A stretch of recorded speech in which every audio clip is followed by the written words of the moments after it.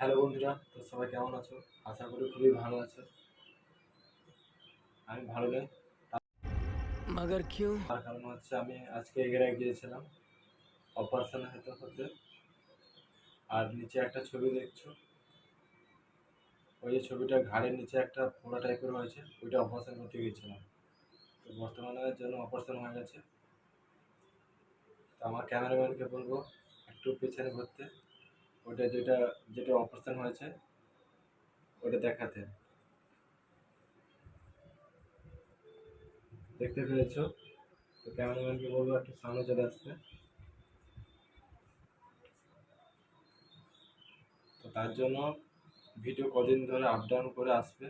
তো সবাই চেষ্টা করবো, যতটুকু পারবো চেষ্টা করবো যে ভিডিও আপলোড করতে ইউটিউবে। তো তোমরা সবাই একটু পাশে থেকো, একটু সাহায্য করো।